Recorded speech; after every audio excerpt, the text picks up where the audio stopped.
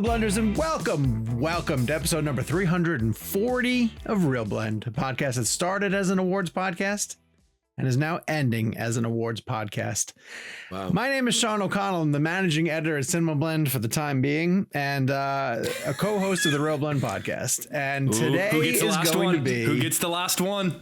Oh, I don't know. I haven't even thought that far ahead. Today is going to be our final episode of ReelBlend. If any ReelBlenders made it till the end of last week's episode, you might have heard the news that based on some things I've been sharing on social media, the fact that I'm heading over to a new position, we are bringing ReelBlend to a close, and we are sending it off as it began. We're going to be doing our final predictions for the Oscars. This is a celebration. We have not come to bury, we have come to celebrate.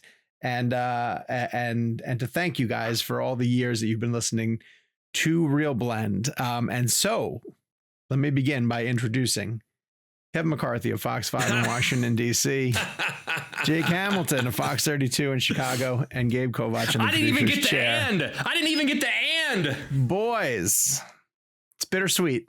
Bittersweet. Yep. Yeah, I mean, Jake and I were talking about this in New York. It's one of those weird things where, like, it's sad that the show's ending, but I'm more happy that it happened.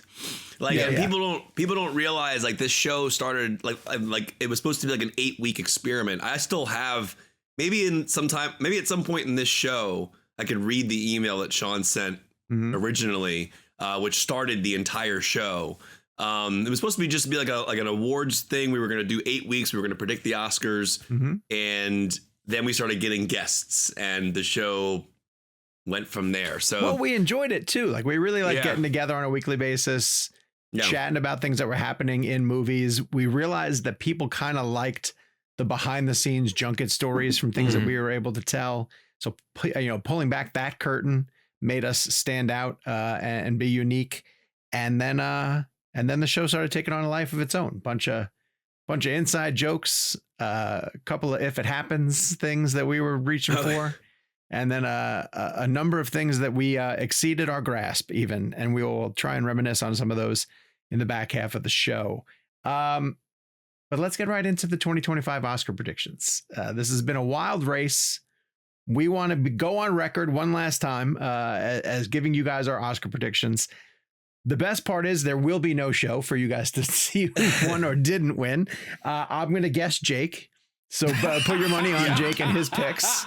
Jake won. If you're playing at home, go with Jake's picks, probably.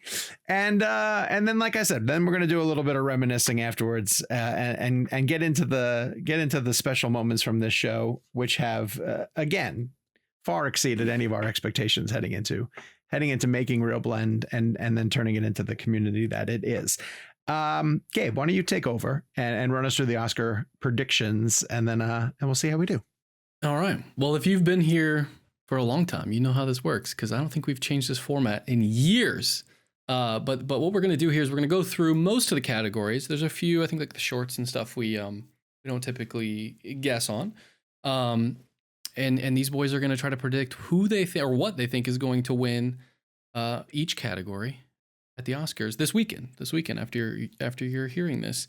And as we have always done, I think we're going to start with visual effects. We're going to work our way up to Best Picture, similarly to the way the Oscars themselves work.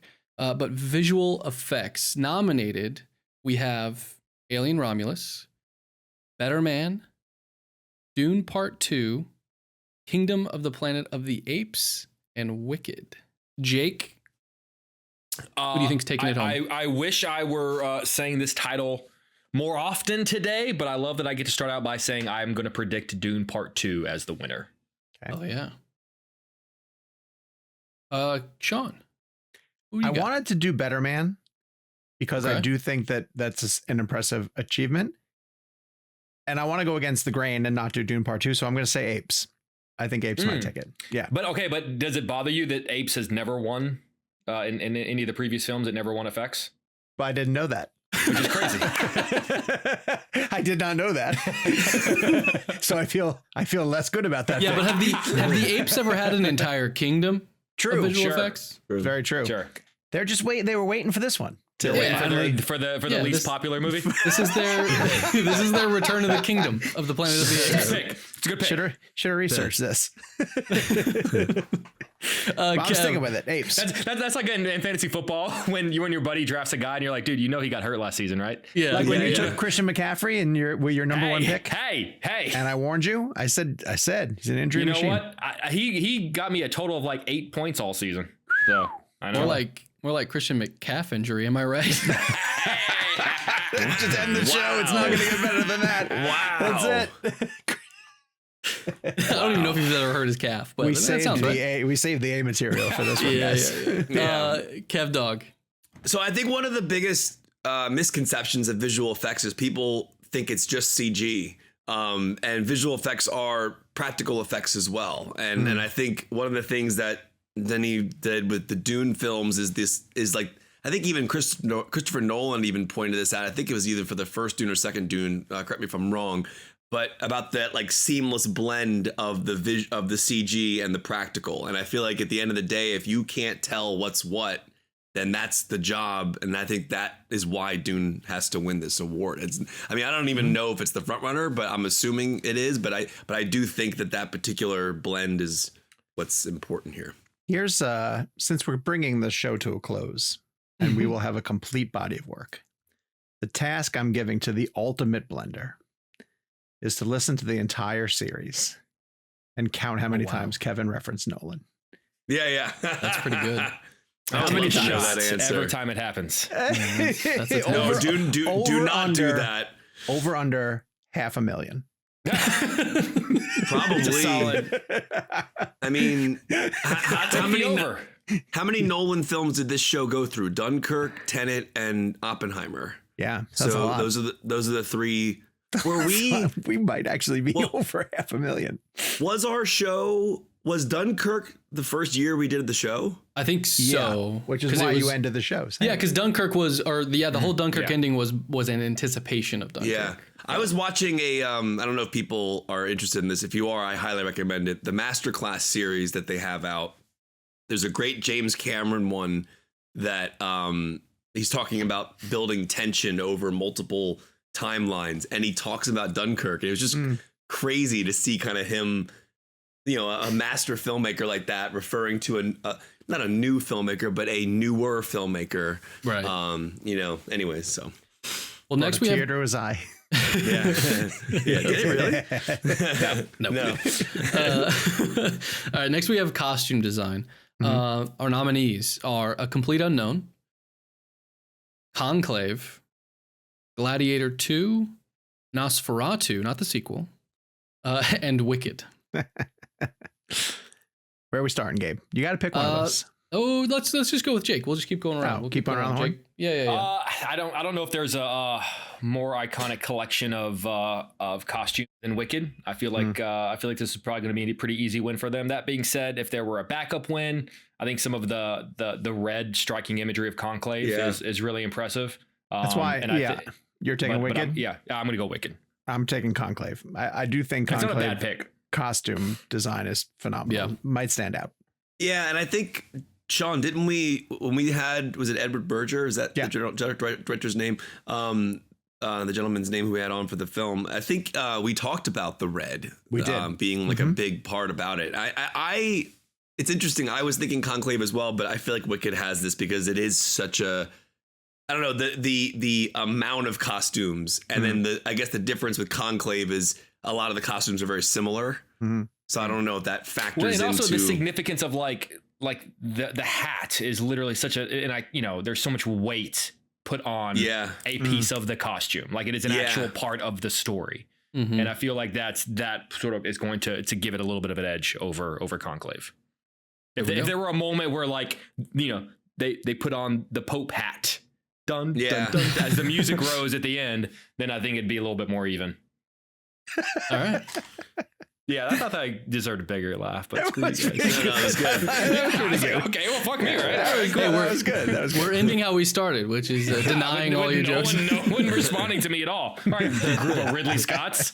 It turns out Ridley Scott was actually just a huge ReelBlend fan. He was playing into the bit. He was along for the bit. Yeah, he was along for the ride. One of our favorite guests. Yes, without That's question. such a good. If people haven't heard the Napoleon one, I'm just going to drop in Was it some of our interviews. Napoleon or was it Yeah, well, the one that you're referring to that he didn't answer Jake's questions was House of Gucci and House of Last Gucci. Duel. Yeah. But the one that I'm referring to is Napoleon, where he brings up the Nolan, where we have the Nolan moment. Remember when A24 shared the video? Yeah. That blew up.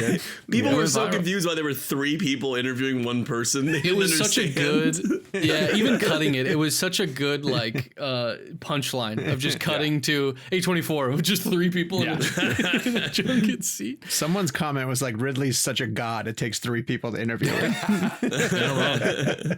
You're not wrong. Yep. Even then, he won't answer your questions. But we're kind of missing one because that interview he didn't answer Sean's questions. Yes. True. And we were due one more where he didn't answer Kevin's. Yeah. Oh, that's a good true. point. Well, he didn't answer my Nolan question. He made a joke about it. And we didn't get him for Gladiator too. I think we thought we were going to get him for that. Yeah. And, Yeah. Just didn't happen. Well, to be fair, then he didn't answer Kevin's questions. Yeah, there you go. Yeah. Good point. There we go. Perfect. Yeah. There we go. All right. Up next, we have makeup and hairstyling. Our nominees are A Different Man, Amelia Perez, Nosferatu, The Substance, and Wicked. Oh boy. Jake, you're up. I'm going to go with The Substance. I feel like, I don't know how the makeup industry looks at that, and because again, the makeup is such a big part of sort of the plot, and it's an ever progressing piece of work that is just as much a part of the movie as Demi's performance or Margaret Qualley's performance. So I'm going to go with The Substance. Yeah, I'm also going to go with The Substance for that one, for those reasons. Yeah. I also went with The Substance as well. Yeah. This one felt like one that was going to be ubiquitous, and it seems spot on. Okay, up next we have original song, which here we go. Sorry, we have El Mal. Go ahead, I apologize, by the way. I just bit my cheek, so if I keep moving around. No, you're good. You're good. Continue. Yeah. We have El Mal from Amelia Perez. We have The Journey from The 6888. We have Like a Bird from Sing Sing. We have Me Camino from Amelia Perez, and we have Never Too Late from Elton John. Never Too Late. All right, I'm gonna get a little spicy on this one. Good. Because I think the odds-on favorite right now is probably El Mal from Amelia Perez. But obviously, because of particular circumstances, that movie has taken a little bit of a hit, which makes it arguably weaker in all the categories, some more so than others. But I think one of the categories that it has a chance to really impact and give people an excuse to vote for something else is song. And the reason, because of that, I'm going to go with The Journey by Diane Warren. Diane Warren is, I believe, 0 for 16 at the Oscars. And I feel like more so than there has been in past years, that's been a part of the conversation. Like, Diane Warren hasn't won. Like, at how many great songs does she have to write? And I feel like this could be one of those categories that allows people to go, all right, I was going to vote for El Mal. Now that movie annoys me. I'm just going to vote for Diane Warren. It's probably not the safe bet, but I'm going to predict a potential situation. I'm going to predict an upset here and give it to The Journey by Diane Warren. Okay. I think you're overthinking it. Sure. And I think it's going to go to El Mal for Amelia Perez.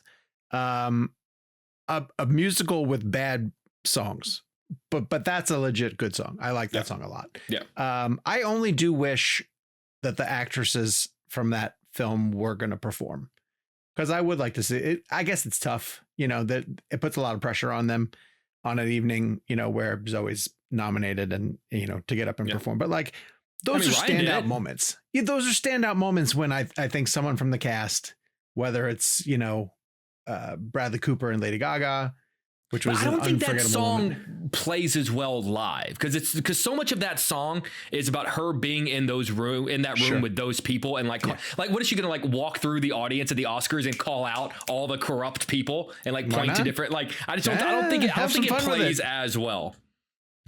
Not with And that then also, attitude. again, it's also in Spanish. So then you would have to like, are you going to subtitle the song? Like, you know, that's Sure. It's not necessarily, I'm just Ken, which definitely lends itself to a great performance. But anyway, yes, I'm going to go with Elmo. They decided they're not doing any of the songs live, right? They're not going to. Well, there was that story that like the show was going to start off with a Wicked medley that Cynthia Erivo then came out. I don't know where will.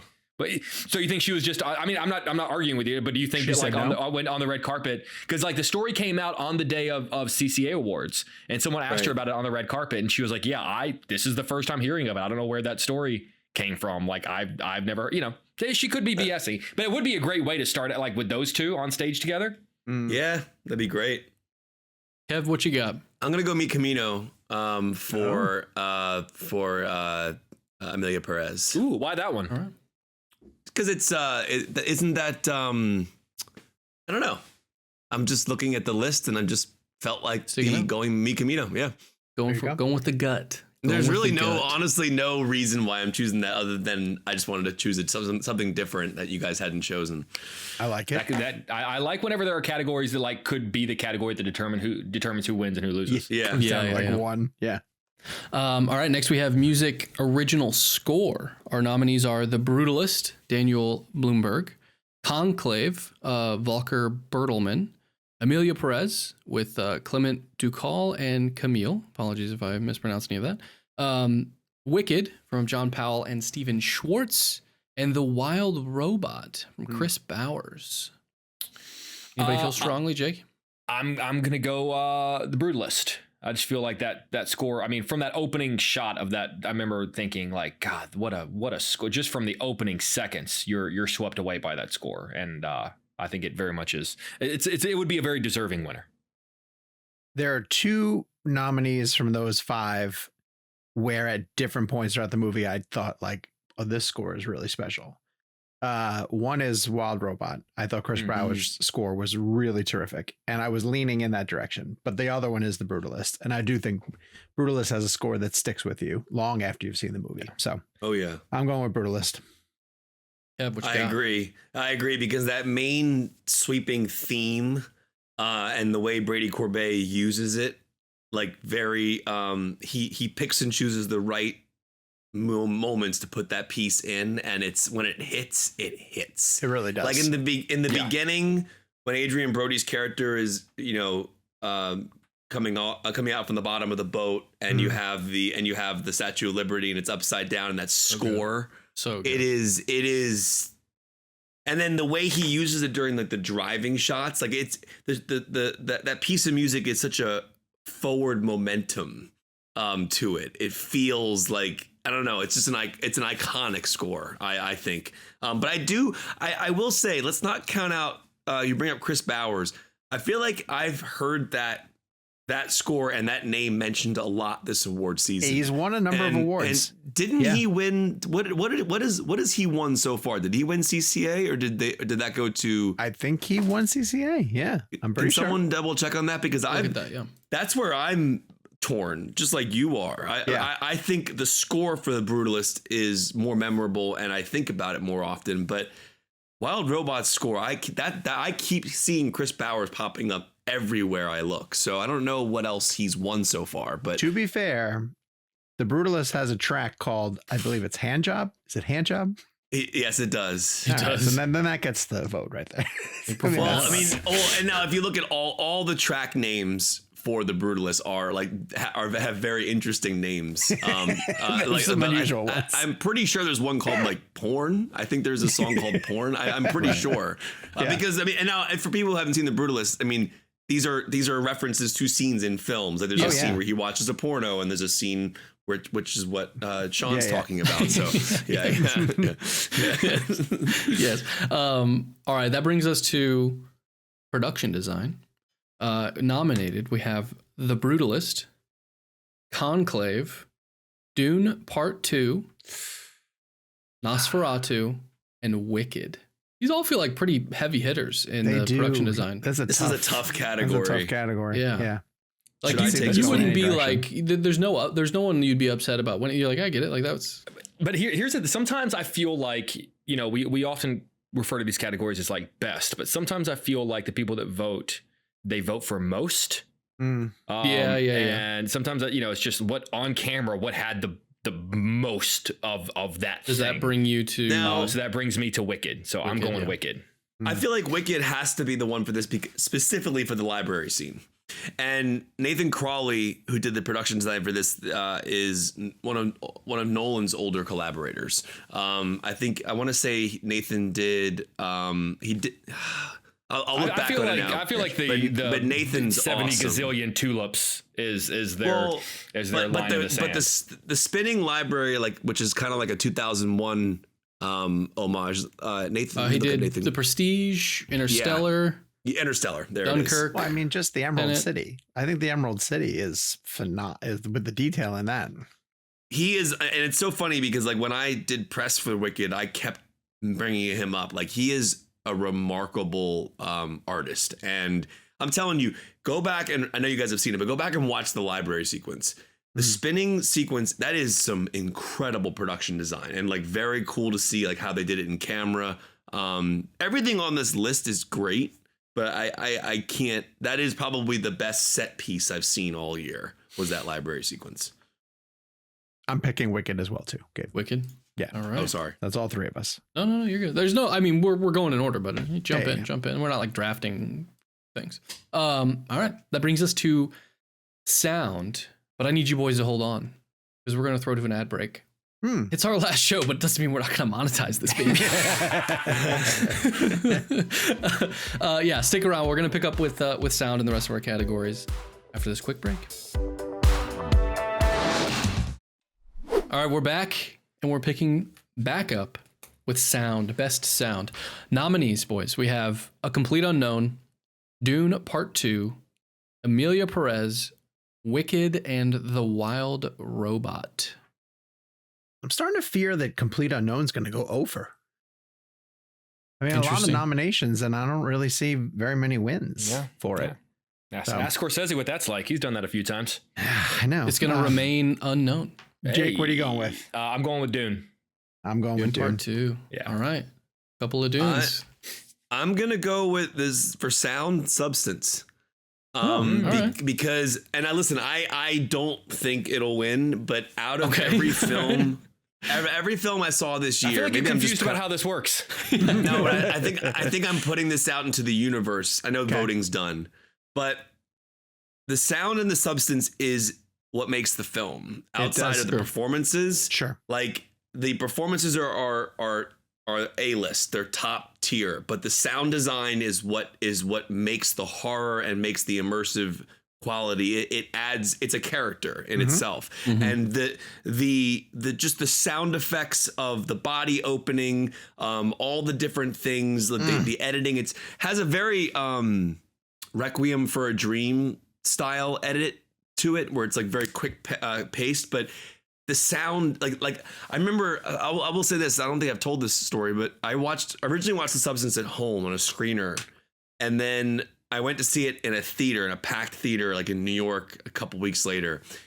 And I mean, obviously the theatrical experience will always be the number one, but there is something about that way that movie played in the theater. I don't know if you all saw it in a theater, but I did. I saw it at home. The way that sound design hit, I'm assuming it was in Dolby wherever I saw it, but it was you were there. You felt every break of skin. You felt every. No, I understand what you're saying, but think about the opening of Dune and the vibration and the hum that it brings you to Arrakis. I mean, the sound design that Denis Villeneuve uses for that to immerse you in that world. I agree, but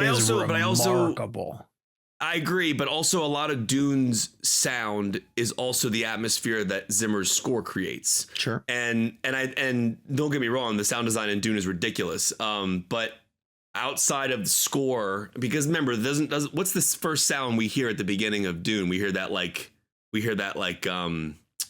it's that foreign language. It's the Sardaukar. Is it the Sardaukar we hear? Yes. Yeah. Right. But the drums of the score and a lot of that is score versus but it's still sound, of course. Also think unfortunately I think you think more about the technical category nature of than it, the people who are actually voting on it. Yeah. I hope Substance wins, but I obviously don't. I would love to see Dune win, but I just want people to at least, if anything, people listening to this episode rewatch the Substance with the sound in mind and just see if you hear what I'm thinking. That brings us to film editing. Our nominees are Anora. It's a tricky one. The Brutalist, Conclave, Amelia Perez, and Wicked again. I'll start this time. Oh, go ahead. No, Sean, no, Kevin, go. I do think we should go in different orders. That way people don't think we're being influenced by the other person. Go ahead. Like I said, just jump in. Jump in if you got it. I'm going to go with Anora on this. And I think the editing in Anora is astounding because I've seen the film 4 times now. And there's a forward momentum to that film that is, I can't even explain. Because the first time I saw it, like that whole, so for people who haven't seen Anora, once there's a whole living room sequence that then propels into a search for the character. And that, all that stuff, as you're watching it for the first time, you're in it and you don't realize like where the story's going if you haven't seen the film. Once you know where the story's going, the second time I watched it, it sped. Like the movie felt like it was 30 minutes and then it got shorter every single time I watched it. And a lot of that has to do with editing and pacing and shot choices and reactions. And I think editing, you know, a lot of, obviously this is a very obvious thing to say, but you can make or break a film and edit. And I genuinely think like Oppenheimer, I don't know if did Oppenheimer win editing last year? I hope it did. Because that's kind of where I'm getting at is the editing of Oppenheimer and the editing of Anora, to me, they're just so forward moving, and the movies don't feel anywhere near as long as their runtime. And that to me is a sign of a great editor. See, now that's because I am going to tip my hand in the fact that I'm also picking Anora, but I'm only picking Anora because I feel that it's the front runner to win Best Picture right now. And editing and picture typically go hand in hand. That's, I know. That's why that's the I'm only picking reason Anora as well. Yeah, those two tend to go hand in hand. And also don't forget, Sean Baker edited Anora. So that's another way for them to give an Oscar to Sean Baker. Sure. But I also feel the complete opposite of Kevin in that, to me, the second half of Anora drags. Now, I've only seen it the one time. Watch it again. I will give it another shot because Michelle wants to see it and she hasn't had a chance to see it yet. But I really feel like that movie lost complete momentum. And if I had to pick an edited film, I think I might pick Amelia Perez. Interesting. I think Conclave is the best edited of the 5. Really interesting. Yeah. Conclave is very well edited. Yeah. Conclave is also very well scored. See, that's interesting. I actually think Amelia Perez is not well. Or maybe it's more the storytelling, because I think the second half of Amelia Perez is awful. Yeah, I would agree with that. But anyway, I'm picking Anora for this one. Yeah, I'm also picking Anora for the same reason Sean is, in that historically it ties to editing, does tend to tie to picture. Yeah. So far we have. And what is that statistic, Gabe or Jake? Sorry. It's pretty staggering. It's like one. I don't know what the number is, but it usually. I mean, often it's referred to as like a package. Like, you know, whenever like there are arguments about what movie could win Best Picture, usually the conversation around it is like, okay, well, what's its package? Is it going to get picture? Listen to this. Okay, I just Googled this, so I don't know the source of this. For 33 consecutive years, from 1981 to 2013, every Best Picture winner had also been nominated for film editing Oscar. Yeah. And about 2/3 of the Best Picture winners have also won film editing. It's insane. It's a substantial, statistic, but not, yeah. History's on our side. To the point where when they are announcing the best edited, the 5 nominees for best editing, if there's a movie you're hoping for and it doesn't make those 5, you start to think like, "Ooh, I wonder." Yeah, exactly. Jake, you're the Oscar person. When is the last time someone won Best Picture without having an editing nomination? Oh, it was recent. It was something recent. I thought it was recent. Without having an editing nomination? Did Coda have an editing nomination? Didn't you just say that for the last 33 years, all the to 2013, I think. 81 to 2013. Was Coda nominated for Best Editing? Hold on, Coda Best Editing Oscar nomination.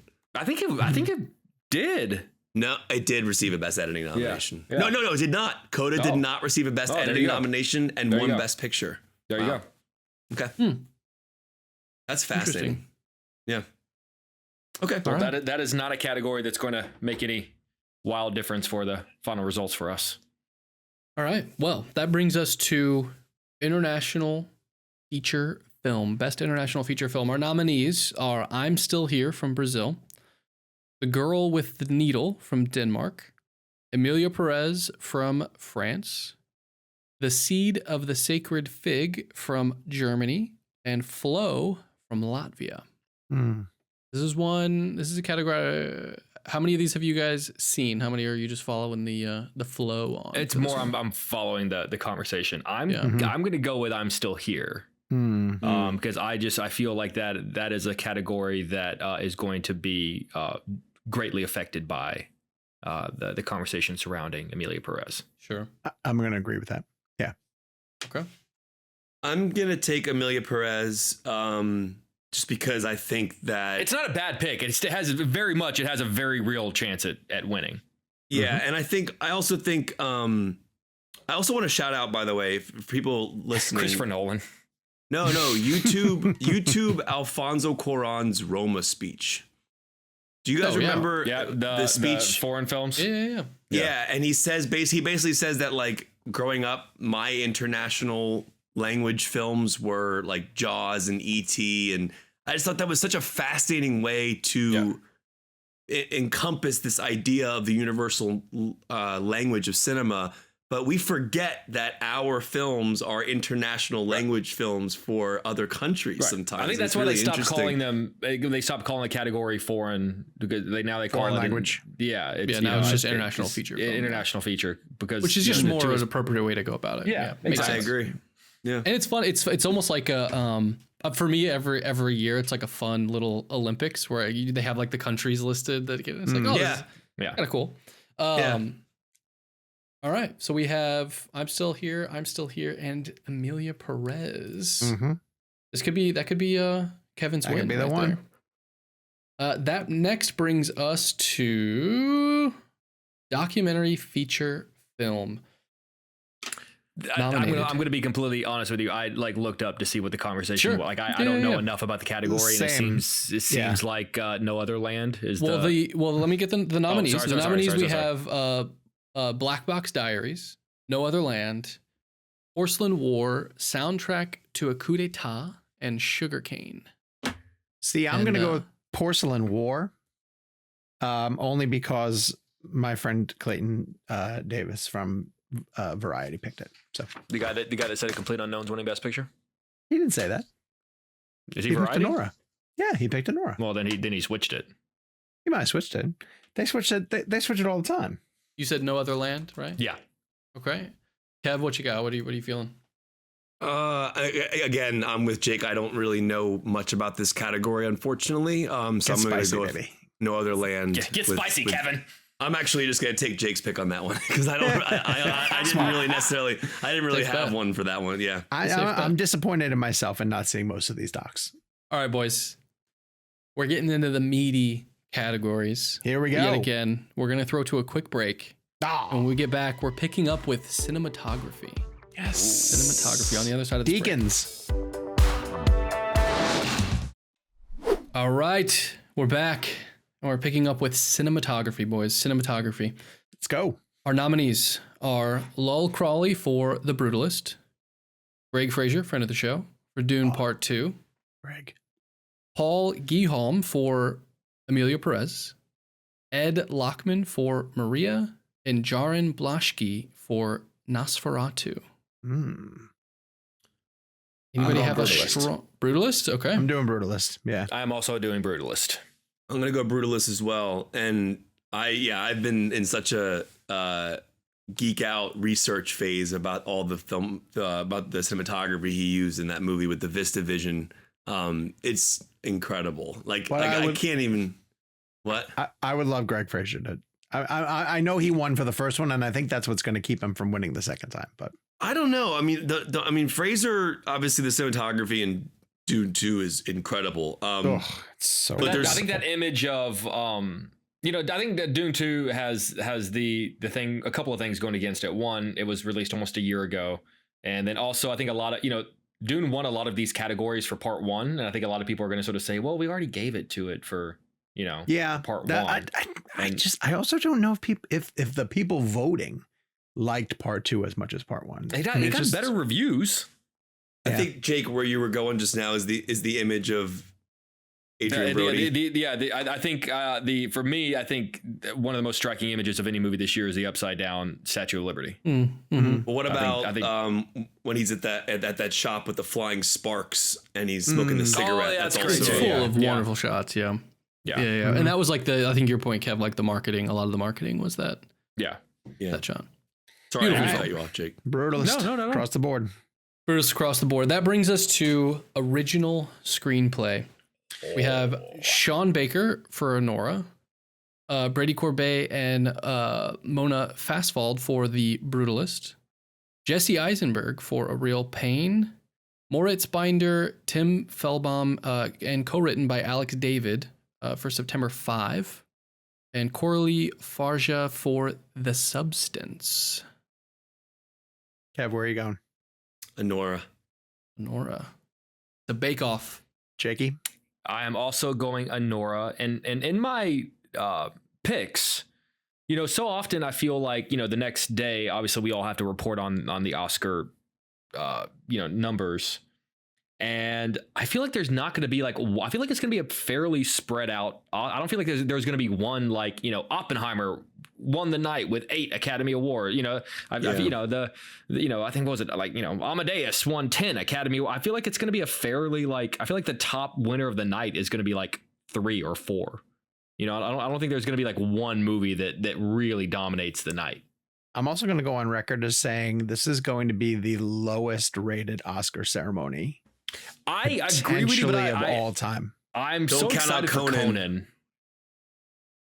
I do love Conan. I don't know if Conan's going to move the needle, but I have a feeling he's going to be great. I don't think the general public cares about these movies at all. Oh God, they do. They absolutely do not. Wicked doesn't have a wave with it.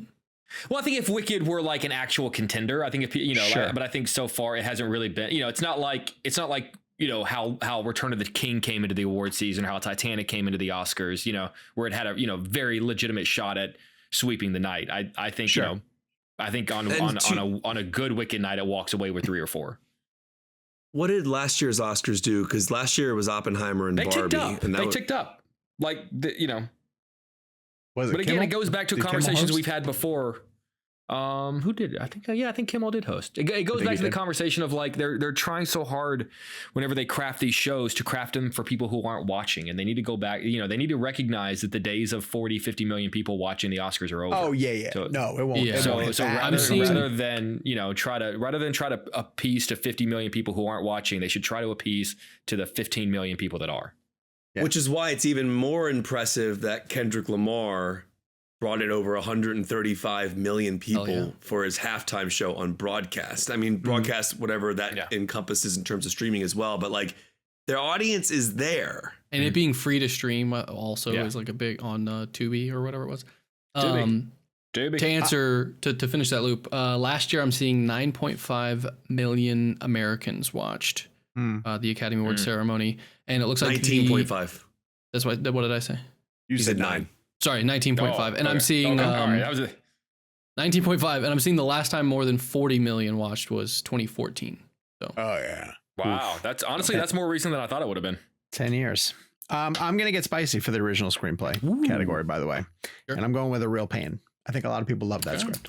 Ooh, I mean, keep in mind that would be Jesse Eisenberg's first Oscar. Mm-hmm. And I think a lot of people, and I feel like he's had a very charming award season. Mm-hmm. But I think people authentically love that script. It's a great script. It's a great script. I think they really like it. He's been someone who, how people, not that he's necessarily campaigning. I don't even think he's campaigning, but he's made his awards campaign about Kieran, about other people. Mm-hmm. And in the moments where he won the BAFTA and where he has found success, all the interviews with him are about him being a writer. He's really identifying. He basically talks about, listen, I got him when I got into Hollywood. I was trying to write things. So I think he's really sort of trying to angle himself as a writer who puts himself into things because it helps get it made. But I think he'd rather be identified as a writer. Lex Luthor has that power, you know. I liked him as Lex Luthor. I did too. It's great. Yeah, it's great. A Real Pain is excellent, by the way. It is. Yeah. I mean, it's such a great movie. It's such a great movie. Yeah. All right, that brings us to adapted screenplay. It's a good pick. Our nominees are James Mangold and Jay Cox for A Complete Unknown. Peter Strahan for Conclave. Jacques Audiard for Amelia Perez. Ramel Ross and Jocelyn Barnes for Nickel Boys. And Clint Bentley and Greg Quidar for Sing Sing. I think this is going to be the night's one and only Conclave win. Oh, okay. Well, I have Conclave for costume, but I also do have it here. Yes, as well too. So I also chose Conclave for adapted screenplay. It's a great screenplay. Yeah. I mean, it's a great screenplay. It's airtight. It's plotted really well. Airtight script. Sorry,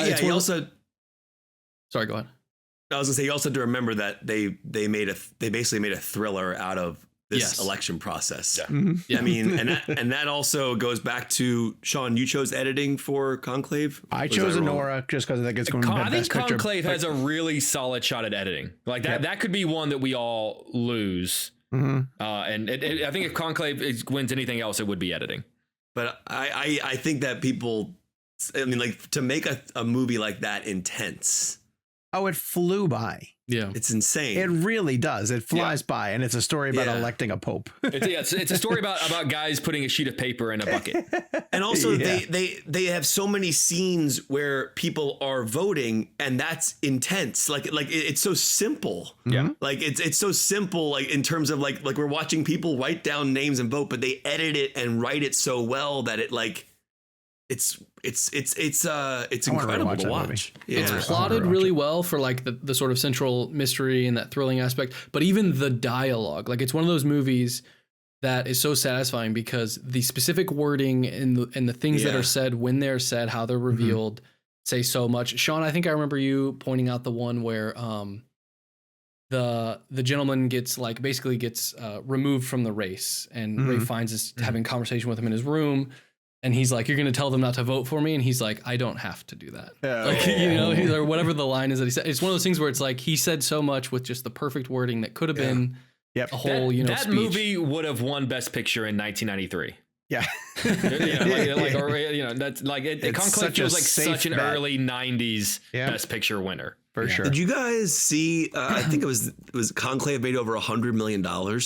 Did it really? Around the world? Yes, worldwide. Yes, it is. Right now, it's at 95. Apparently, it's going to cross 100 million this week. Because it's a mom and dad movie. Yeah, it's your parents are going to go to the movies. My folks watched it, and like it took a while to convince my parents to watch it because they're like, how good could that be? And I was like, guys, like I promise you, it's and right up they the alley. loved it. They loved it.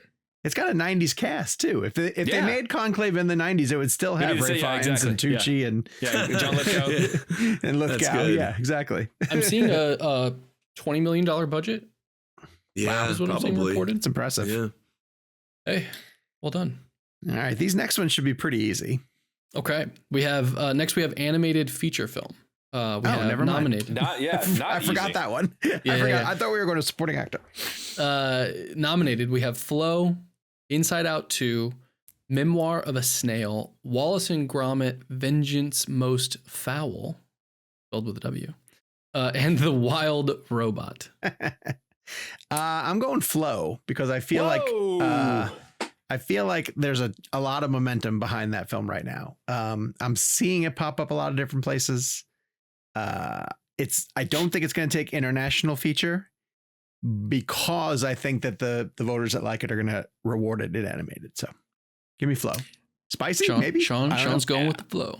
I'm going Wild Robot because I feel like the fact that it's nominated for score and also for editing and And like it got some pretty substantial best other exact best robot, best movie about an animated robot. It's a niche category. I feel like the fact that it landed some pretty other substantial nominations shows that it's pretty well liked among the Academy.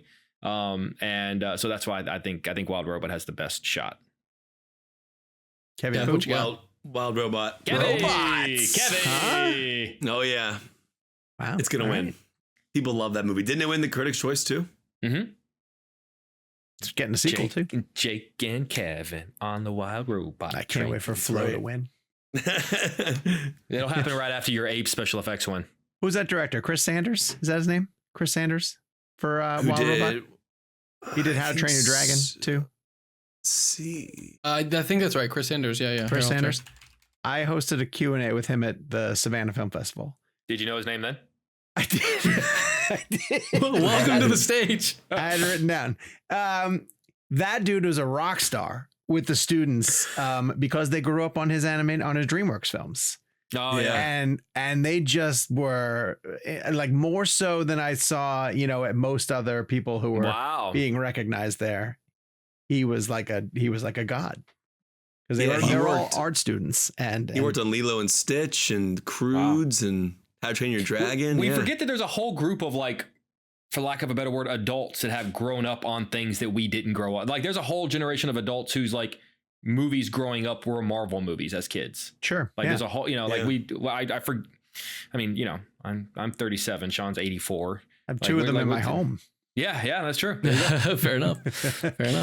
Brendan's thing is Shrek. Like he grew up on Shrek. That's his Shrek is huge. Yeah. Like Shrek 5. He can't wait. Front and center. I grew up on Shrek and I'm 40. Same. That must be like for us, like for me, at least from like Toy Story. Like, sure. I remember seeing Toy Story as a kid. So the idea of like Toy Story 5, is it a cash grab? Yes. But like, I'll be there. For these kids, it was Toy Story 3.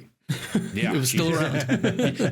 with the monkey, with symbols. There we go. They said farewell to those characters and not so much. Yeah. Too much. Here they come. This does finally bring us to actress in a supporting role. Oh, we got to give one more shot of Daenerys before. Oh, okay. Yeah. Oh, look. One of the OGs. The OGs. Our first fan. One. The OGs. Yeah. Last appearance on the show. Nominated for Best Actress in a Supporting Role, we have Monica Barbaro in A Complete Unknown, Ariana Grande in Wicked, Felicity Jones in The Brutalist, Isabella Rossellini in Conclave, and Zoe Saldana in Amelia Perez. Isabella Rossellini should not be nominated in this category. No, she should not. She's great in that moment. It's not. Oh no, but not like a Judd Hirsch way where like he was in it for 10 minutes and then like people applauded when he left the movie. Like Rossellini was good, but like not as good as you need to be nominated for one scene. And it was almost like someone mentioned her name at the beginning of the race, and we all just kept saying we all just were like, sure. I guess she's in it. Like, honestly, like take out her and put in Margaret Qualley. Sure. Okay. All right. Take out her and put in I agree. Selena Gomez. No, this is best. Oh, God, it's not just. Margaret Qualley should be in this category. Absolutely. Yes. Nominated for a supporting role. A supporting actress. I am going Zoe Saldana. I think Zoe Saldana will triumph over the Amelia Perez scandal. And so far, she's won every indicator up to this point. Maybe SAG, which will happen after we recorded this, sways the decision, but I think that Zoe's going to win it. I also take Zoe as well. I think Zoe's going to win the Oscar. Yep. Yeah, as much as I feel like people are still trying to convince themselves of because even like, honest to God, we're recording this before the SAG awards are given out. Even if Ariana Grande walks away with a SAG win, I don't think that that's enough weight to get her across the finish line. I don't see her winning like the Oscar with just the SAG or without anything else. You know who, funny enough, the last person to win the Oscar without winning any of the precursors in terms of the acting categories? Yeah. Adrian Brody. Really? Yeah. Huh. Interesting. So Zoe Saldana for me as well. For which part? For pianist? The pianist. Really? Yeah. Because I think going into that night, the odds-on favorite was Daniel Day-Lewis for Gangs of New York. Oh, as he should have. Who should have won? Yes. What about the time where Glenn Close was going to win everything and she won everything up until the Oscars? I think Olivia Colman had won. She had won maybe the something. BAFTA. Okay. Maybe the BAFTA. Yeah, like she had won something else. Okay. That was a tough year because Gaga was in that category too, right? Yeah, but she won song. Yeah, her performance. She was so good in that movie. Yeah, but like, okay, Matt Damon has only won for writing. It's pronounced Matt Damon. Team America. By the way, Gabe's joke about he's about to scream, "This is Duncan," and kick Ben Affleck into a pit of donuts was very, very funny. Thank you. And overlooked in the text thread. Thank you. The text thread lives on. This is Duncan. This is Duncan. That made me laugh really hard. All right. That brings us to Best Actor in a Supporting Role. We have Yura Borisov in Anora, Kieran Culkin in A Real Pain, Edward Norton in A Complete Unknown, Guy Pearce in The Brutalist, and Jeremy Strong in The Apprentice. I think it's an easy Culkin win. Yeah. I've seen some backlash in regards to like, well, he's basically just kind of playing the character which it's hard to argue that he is kind of playing especially if you watched Succession, he is playing a version of that character. Okay. Well, and also, wouldn't you argue like a version of himself? Like kind of based on what I've seen in the interviews of him, kind of too. Yeah. He's a little bit. He's just been preparing himself his whole life. Yeah. True. Yeah. No, he seems. I think if there's any category that you can put in ink, it's Kieran Culkin for the I saw there's again, there's always these like brief rumblings of like, but what if? And I think one of the brief rumblings that I saw was like an upset being Norton, because it's so funny. I will say that like so often, there are the narratives of okay, he should have won by now, and I feel like that would have like I'm a little surprised that Fox Searchlight Searchlight didn't like push that narrative, because like 4 Oscar nominations in, you can start pushing the narrative of Edward Norton should have won by now. Like that, I think maybe a big part of it is that like he's not always. I've never had a particularly an issue with him. I don't think any of us have. I know sometimes he cannot be the easiest interview in the world, so like maybe maybe his like campaign wasn't great, but like for an awards body that so often embraces narratives and like career Oscars, the fact that like Edward Norton was never really mentioned in regards to that is a little surprising to me. Yeah, I could see that. And it's not for a role that he's like not really good. Like he's really good in. Yeah, exactly. A Complete Unknown. If he won for Complete Unknown, I'd be totally fine with that. Mm-hmm. But I think part of it might just be the willingness to play the game. Like you said, he doesn't make himself as readily available. Kieran Culkin, at least has been everywhere, is making the rounds for support for this movie. So yeah. But that seems like a slam dunk. Yeah. All right. Now we're at Best Actress in a Leading Role. Here we go. Our nominees. This one's interesting. Yeah. Cynthia Erivo in Wicked. Carla Sofia Gascon in Amelia Perez. Mikey Madison in Anora. Demi Moore in The Substance. And Fernanda Torres in I'm Still Here. I've been offline since August. I'm going to go with Carla. Is it safe bet? Write it in stone. I haven't missed anything, have I? No. I'm sticking with Demi Moore. I mean, I know people are starting to lean towards Mikey, but I think the Demi Moore narrative is strong, and I think she will continue to pick up awards and cross the finish line on Oscar evening for The Substance, which is a movie that deserves to get more recognition, and I think she's gonna get her award. So I love that. I am going to go Mikey Madison. Okay. I think the night is going to belong to Anora, and I don't know how you give that movie everything and not give it to fucking Anora.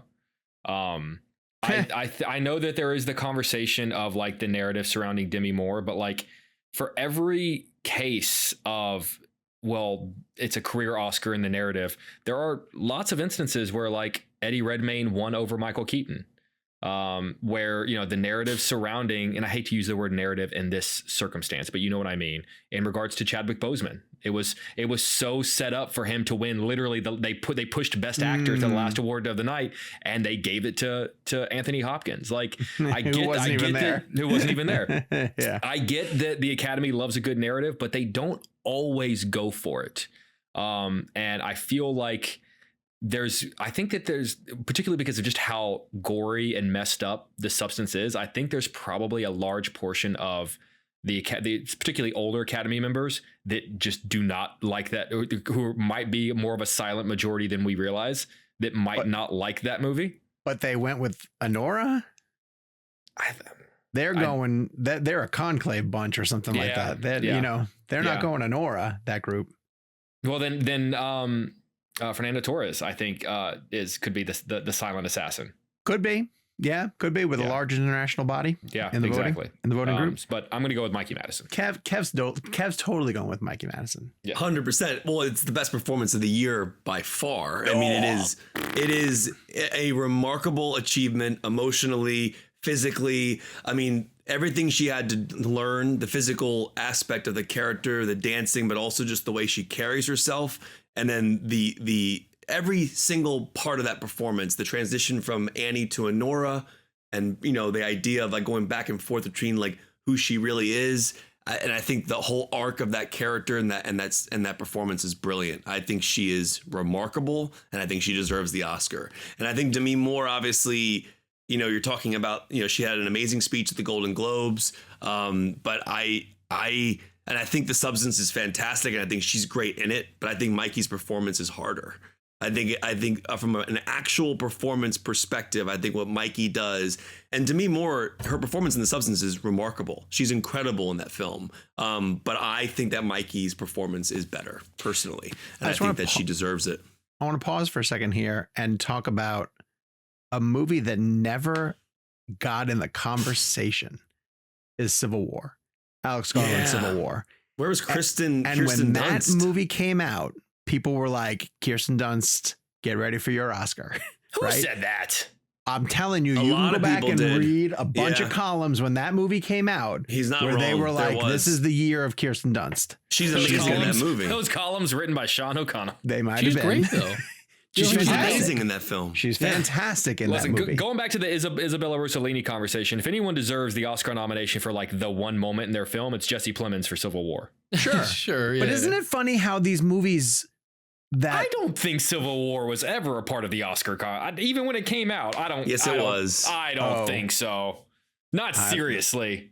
I don't know, dude. I really thought it was. Brian Cox in Succession, you are not serious people. I mean, it felt like it was. And so who knows? I'm just saying, you know, like there is something to the strategy of come out late in the year, because you come out too soon, you're going to get forgotten. So.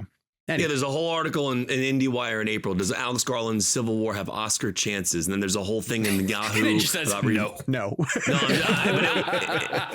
It was a topic that was talked about. I know it was. Yeah, for sure. Yeah. That feels like a thing where it's like, it's April. We need to start the Oscar conversation now. Maybe. Like what can we talk about? I mean, the whole cottage industry on it. Variety at the end of January mentions it as like saying that it should have been, but it wasn't. Yeah, sure. It's an incredible film. Yeah, it was my number 3 on my top 10 list. Anywho, great movie. I can't wait for Mikey Madison to win Best Actress. I can't wait. I'm so excited to see it happen. That performance is amazing. It's of the of my 4 actor picks, it's the one I'm least confident in.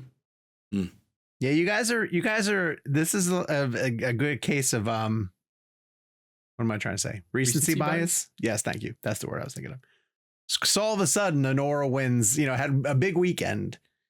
DGA and PGA, and now everyone thinks, what did Mikey win prior to that? What did she win prior to that?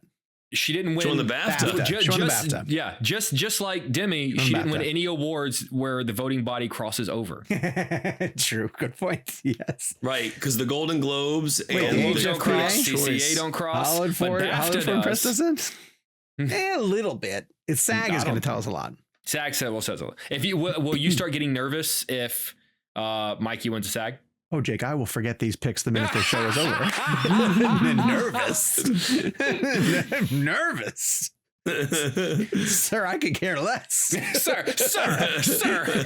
I challenge you to make me care less. By the way, speaking of challenge, how is Reznor and Ross's score not nominated for best score for challengers? Zendaya should have gotten. Yeah, I know. That movie kicks ass. And It does kick ass. Editing for challengers. Editing, really. Well, score and editing. I mean, honestly, it really should have been. I know. It's crazy. Yeah.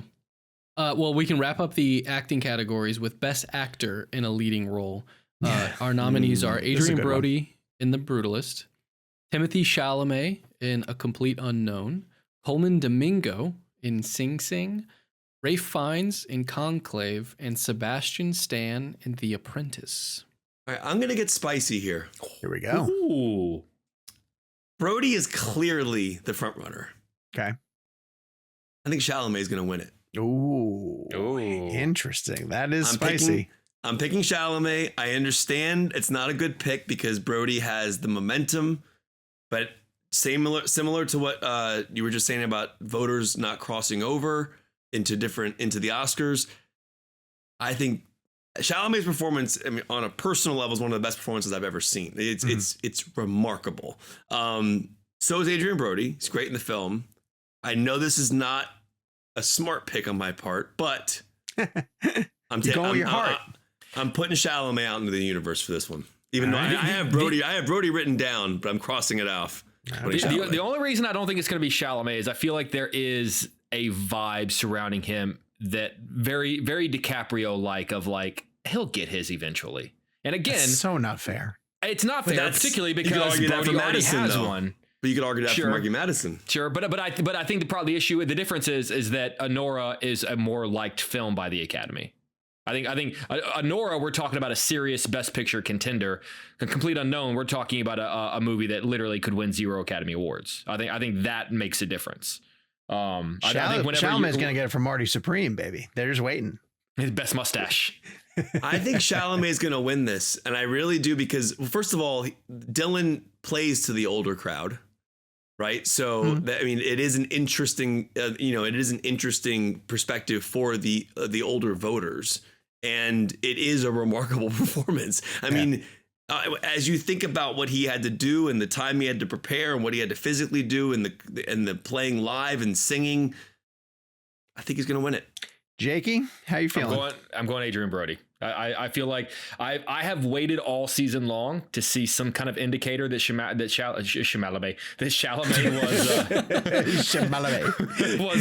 was going to be any kind of a player, but I've yet to see it, and we're running out of time. I don't know if I want to live in a world where Adrian Brody is a 2-time Academy Award winner. Why? But I'm afraid he's great. He's great. What did he hurt you? He's sporadically great. Like he comes around every 15 years and he delivers a great. But the award isn't who's been great for the last 3 years. That's not how it works. I'm not a huge fan of The Brutalist, but I'm a huge fan of what he was doing the entire time. Like I couldn't take my eyes off of him, and so I'm going to go Adrian Brody. I'm with Kev. I would love it to be Chalamet, but I'm also with Jake in the fact that I'm also looking for any of those precursors, and they haven't happened. Yeah, I want them to happen. Yeah. I was blown away by Timothée. I think, again, we're recording this before SAG. I think if Chalamet wins SAG on Sunday, sure, we're talking about it now. We're talking about a conversation now, but keep in mind, it won't vote at this point. Oscar voting is over. It's over. Right. So it won't, it's not like he'll win on Sunday and everyone will go, oh, wait, hold on. But it would be a good indicator that if they voted for one, they voted for the other. Right, because the majority of the Oscar voters are actors. Yeah, exactly. I'm doing Brody. I'll do Brody. All right, we're down to our final 2 categories. Best Directing. Nominated, we have Sean Baker for Anora, Brady Corbet for The Brutalist, James Mangold for A Complete Unknown, Jacques Audiard for Amelia Perez, and Coralie Farja for The Substance. I'm going to predict that the Oscars are going to do a thing that they've loved doing lately, which is splitting picture and director. And so I think that they're going to give director to Corbet. Okay. And then because they still have the opportunity to award Baker with other things like screenplay and potentially editing. And then he wins the Oscar if it wins Best Picture. But Baker won DGA. He won DGA. That's the thing that's pushing me towards Baker. Yeah. What is the statistic of DGA to Best Director? I know. I'm going for someone who loves statistics. I'm going against statistics on this. I think it's like 1 for 1. That just doesn't seem like a best directed film, like a Best Director film. I know, but directors vote for directors, right? Yeah, but there's just something about like Courbet's that just feels like a director's movie. Mm-hmm. I'm going to play it safe, and I'm going to take Sean Baker only because of the DJs. Legitimately, I agree with the fact that it does not feel like the best directed movie, but I believe that the DJs is an indicator. I'm doing the same. I have Brady Corbet written down, but I'm contemplating switching to Baker. But this could be big. This could be the fork in the road. My written down nominee is your written down was Brody. It was. And I changed it to Chalamet. James put Mangold, you coward.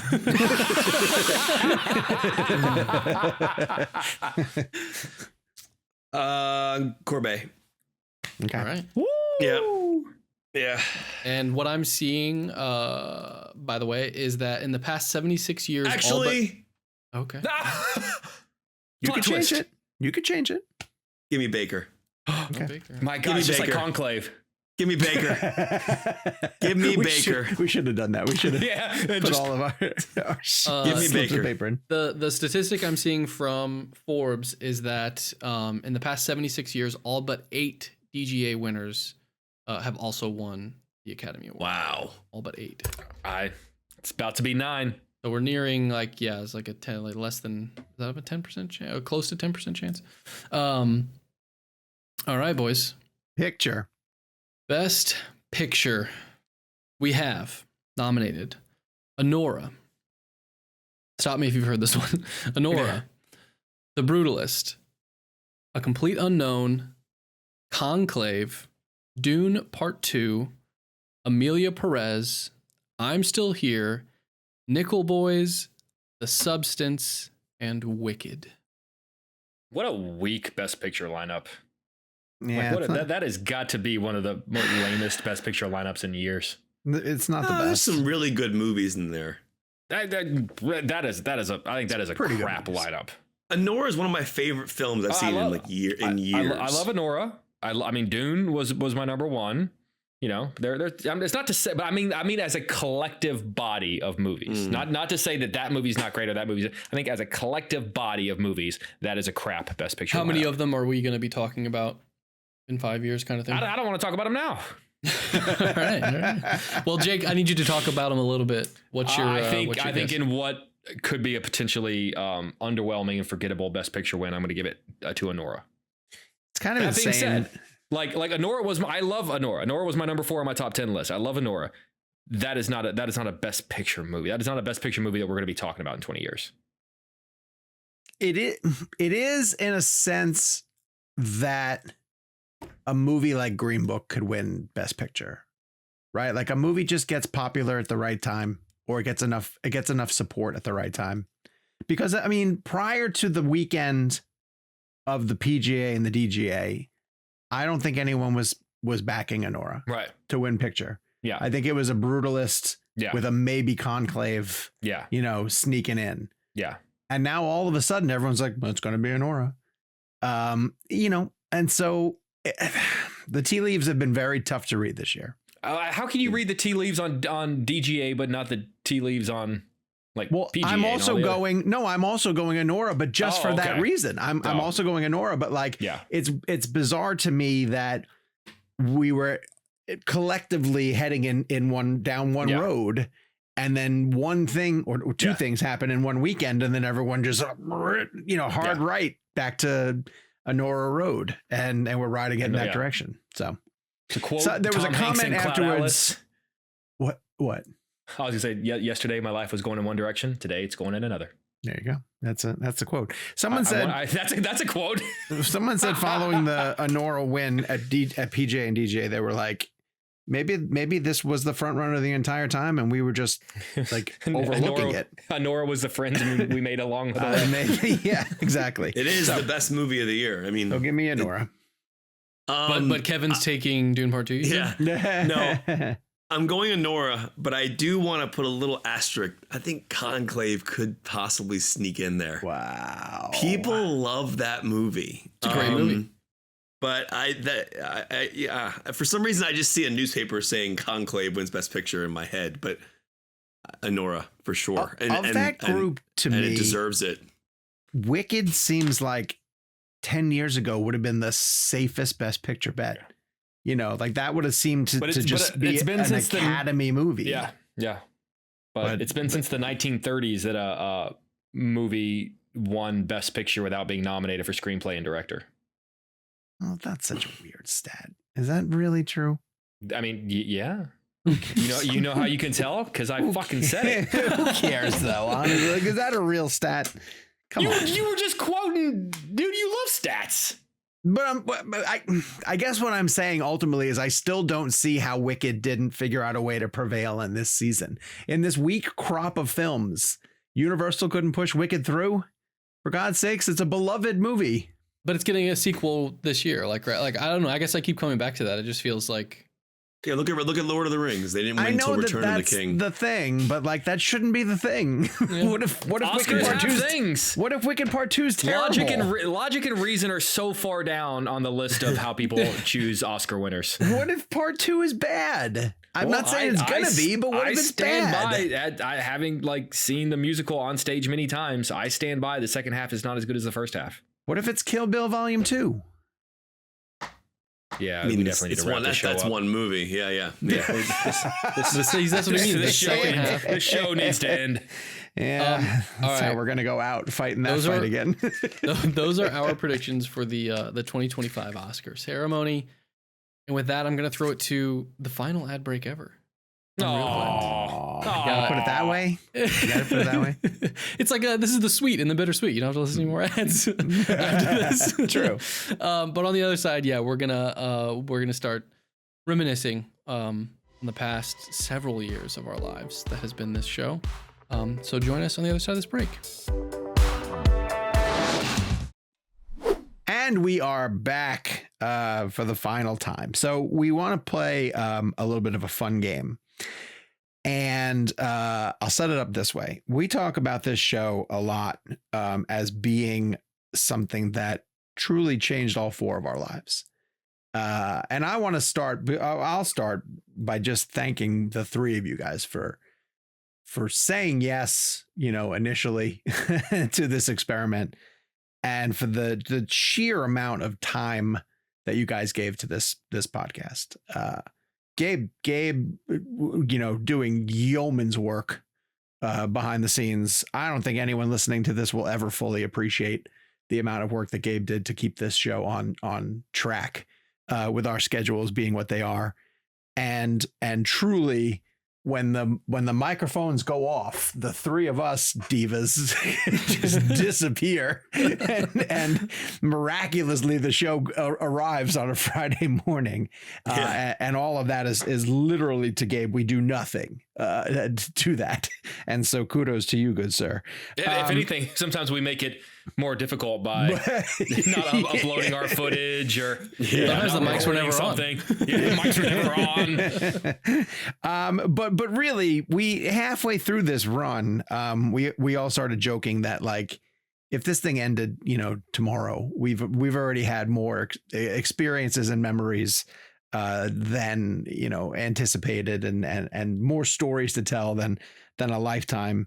And so I suggested a game to the guys where we would say 20 years from now, when I think back on ReelBlend, I'm going to remember fill in the blank. And it might be some of the stuff that you guys heard. It might be some of the stuff that we all know just from being behind the scenes.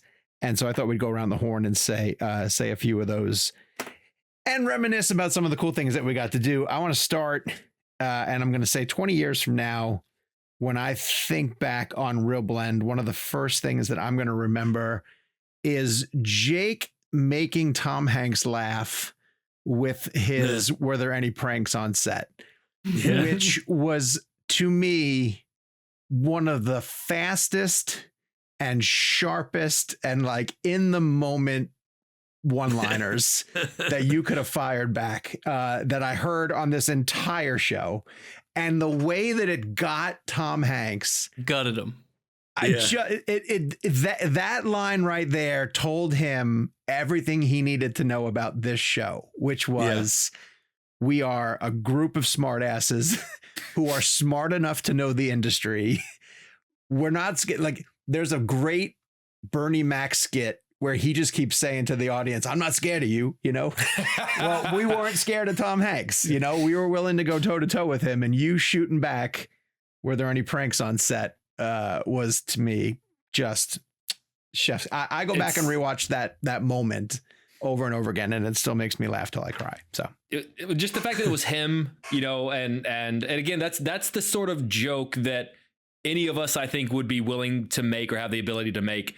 And we talk a lot about like, this is the kind of job that you can't practice. You practice by doing it. Sure. And that's one of those jokes that is only the result of all of us having done this as long as we have, and knowing the sort of questions that we avoid.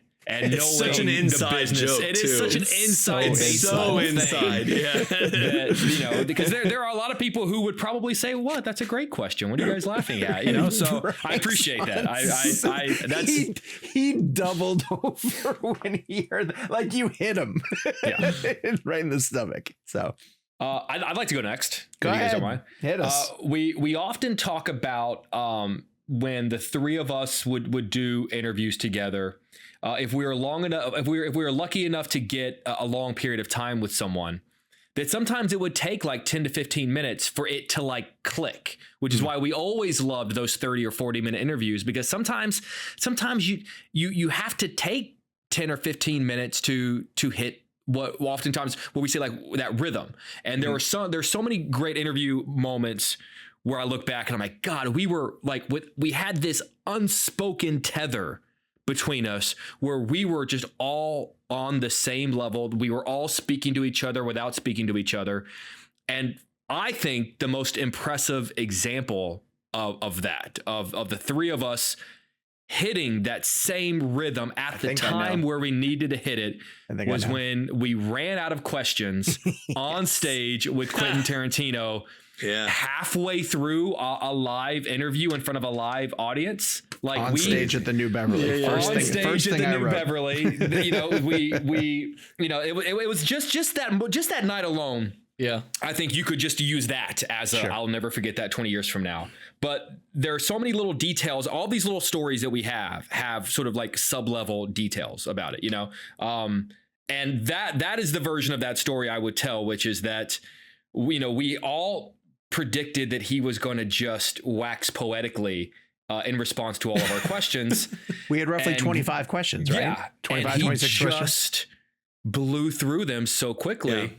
And I just remember thinking like, okay, I should start thinking of questions in my head. And, you know, I think we've told this story to people who were in the room that night, who then said like, "Oh, I never knew. You could not tell that you guys were making it up on the fly for the back half of it." And I think I'm proud of that.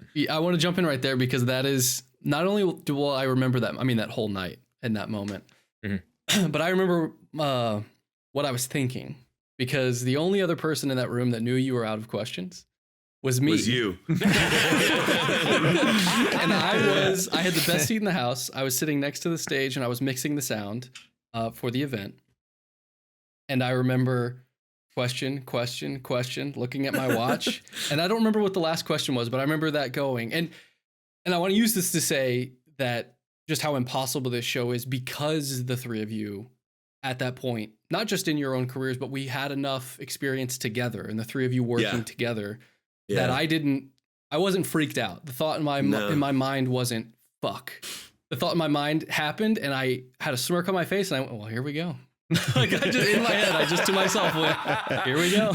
These boys got another like 45 minutes. 45 minutes. And I remember I will never forget looking at because we had figured out our seating and we argued who was going to sit closer to Quentin. And Kevin got closest, and then Jake was third, and I was on the end. And I looked over at Jake taking a pen out and slowly starting to write on his card. And that was the indication to me that I was like, oh no, we're out of questions. And Jake's writing down, just jotting down ideas. And I wrote that down first. I also want to, as part of that evening, we walked out onto the street and we met Donovan, who had come up with the poster for the evening. Still on my fridge. I still have it. Yeah. And still on my fridge. That was like a weird catch-22 in that when we left, if you remember, there was a tunnel of fans and they were all there to see Quentin. Yeah. And, we got shuffled out kind of thing. And then we saw Donovan and didn't know him at the time. And he came up and he was like, are you guys from ReelBlend? So surreal. Yes, we are. And then he gave us those amazing posters. So that was pretty great. It was like a beautiful, if they were to make a movie about the show, just a perfect visual moment of, like you're saying, this crowd of people, like literally he's being led through by security through a tunnel of people to a car.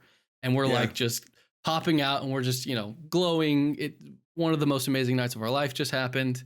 And we're outside of this. We're just by ourselves. And then one person comes up and is like, I made a thing for you. Will you sign this? We're like, what the fuck? Like and do you guys remember crazy. Like that whole night happened because I don't remember who it was. One of us just had the idea. Like, what if we just do it? Sean. Was it Sean? Didn't you have the idea to do it at the New Beverly? Yeah. I don't remember. Like, let's just do it at the New Beverly and ask them. And Quentin was like, okay. Yeah. It's like that guy. It's like that character Pete Davidson plays on SNL. Chad. He's like, okay. Gav, you got one? Yeah. I mean, so 20 years from now, I think, I'm going to use Quentin Tarantino as my answer, but I want to talk about specific moments. The first interview we ever did with him at the Four Seasons in LA, there's a photo of all three of us that's black and white, where we're all sitting at that table together, like looking at each other and talking. It's been our banner on Twitter since we took it. But it's emotional for me because Quentin Tarantino growing up was my favorite filmmaker of all time. Now it's Christopher Nolan, but Tarantino had a very special place in my heart because there were so many things that I wanted to ask him over the years. And when you have these TV slots, you don't have time to jump into the nitty gritty of certain things. And I never thought I would be given a platform where I'd have the opportunity where he would willingly want to talk about every question I've ever wanted to know. And then to have us all together. So the first moment I want to bring up specifically is the moment that us three had together, or that we had together before the interview started. We brought Pulp Fiction on DVD or Blu-ray. We plugged it in. We had it playing on the TV. Sean and I went downstairs to order margaritas, Casamigos margaritas, and just the rush of all of that happening, waiting for him to come in, and the camaraderie going over our questions, the order we were going to do it in. We knew we had 25 minutes, and he walks in and he knows our show. Yeah, that was crazy. Like he was like, I just listened to this episode of your show, and he's mentioning, like, was it Far From Home? We were talking about Spider-Man or something. He's saying the best movies of the year so far is the so far. He had that laugh. Yeah, and then I just remember when that interview started, there was an energy in that circle that I can't even explain what it felt like. We were just all, and then it goes back to the clicking thing. We just all of us clicked in that moment. And then Sean's delivery of "Tell me why I'm wrong," and just that whole thing. It's so funny because now when I watch Quentin's movies, I think about our show every single time. Like the other day, I was watching Pulp Fiction. And in that interview was the question we asked about the character who's like, any of you move, her mouth stops. Yeah. And he answered that question, which was so wild. But then to fast forward to our second conversation with Quentin Tarantino was my favorite interview we ever did on the show because it was 2.5 hours. And it was just like the whole lead up, the equipment we had to take a break. issue. Oh my God. But like we ran into a guy at the Guitar Center buying equipment for the interview that was somehow involved in the Pulp Fiction soundtrack in 94. Yeah. And we get to this conversation. Quentin sits down and we could ask him whatever we wanted to ask him. Yeah. It was just like and 2.5 hours. Never lulled. Never. Not for a second. Well, and while you're on that interview, because that's one that I will remember forever. Context to that. My flight was like delayed, canceled, all this stuff. I had all of our equipment. Like meeting you guys in New York. So I'm on the phone with you guys you guys are in a Guitar Center, and I'm like, okay, get these things and I'll tell you how to turn them on and how to set it up. And I was like, in case I can't make it. And I got to New York, and again, another like, this is right out of a movie moment. I'm in a cab and I'm 3 blocks away in just gridlock traffic. And I go, I'll just get out here, and I hop out and I'm running through New York City to get to this hotel. And that's the time, again, just a little moment I'll never forget is whenever we're telling him that story. And he's like, Jason Bourne over here. And I was like, Quentin Tarantino just called me Jason Bourne. That's pretty cool. That's pretty cool. Between that and then he thought you were his editor one time? So yeah, when we were that was fun. At the New Beverly? That's good. And sorry, Kat, I still want you to go in what you're doing. But yes, at the New Beverly, he thought that I was his book editor. So I was walking up, he was talking to you three, and I saw him shake each of your hands. And then this is like our third interview. And I walk up to shake his hand, I assume. He goes, hey, and he gives me a hug. And I see all your faces like, whoa. He really likes Gabe. That was so funny.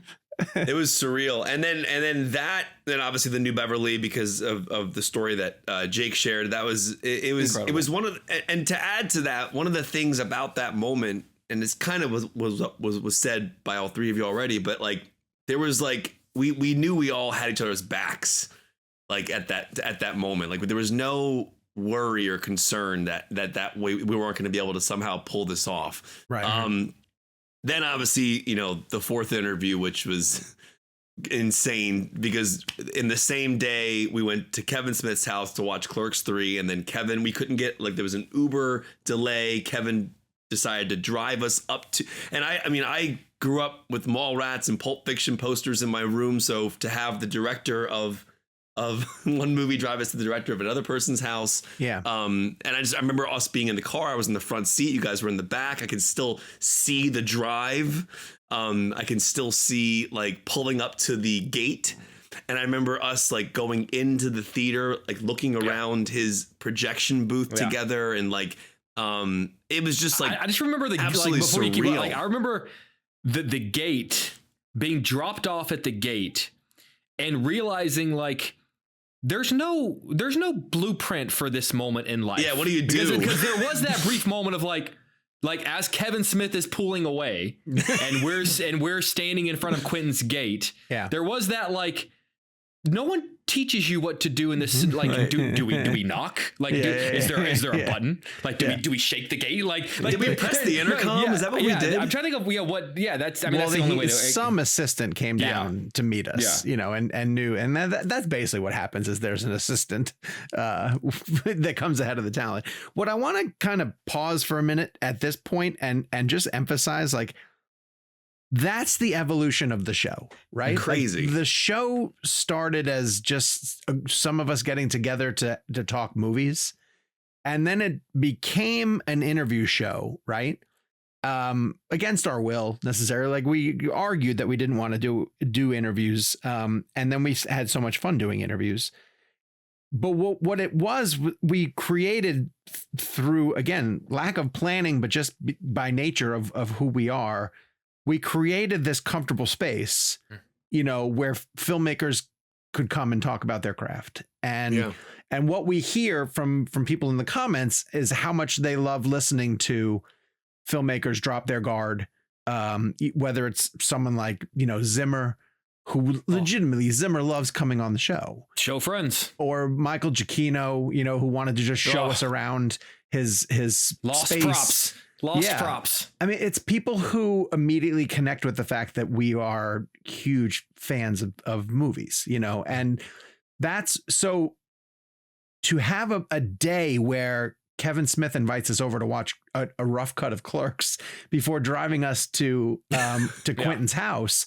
It only exists because the show became what the show became, right? And so I think we have to stop for a minute there and just acknowledge that, because it's 100%. But to your point, like that and we could feel that in all of our interviews. Like there was we were like a safe space to talk to artists, to help artists explain why their work is meaningful and why it's doing what it's doing. And but like going back to Zimmer, like Zimmer doing the interview in the room where he showed Nolan the Interstellar score, as you pointed out earlier. Yep. And I just want to tackle on one more thing, because Christopher Nolan is not someone that I ever thought we would have on our show. I mean, to me, he's like, Nolan scares me. And I say that because like I genuinely, like, I don't know what to say around him. There's like, it's different with Quentin Tarantino. It's more like, I don't know. I feel like he like fits in with the show as a fourth chair. Nolan is on a different level to me. And for us to have sat down with him for 20-25 minutes for Oppenheimer. Yeah, I mean, his Oppenheimer chat was way more relaxed. Yeah. And you got to think about this for 1 second. Like Christopher Nolan doing a podcast after we had all done television. He didn't need to do that interview. The movie was, it was going to be a huge hit anyways. I'm not sure if he did any others. I don't really know who else he sat down with long form that day. I don't know either. And I know Josh Horowitz talked to him as well. Josh got him. But it was, what an honor that was to sit there. And I knew going into that room, this kind of goes back to what I was saying and what Jake was saying about us on stage at New Beverly. When I walked in that room as a television journalist, I was scared beyond belief, because like I used to spend hours and hours and hours watching his DVD footage and featurettes just to learn how he made movies.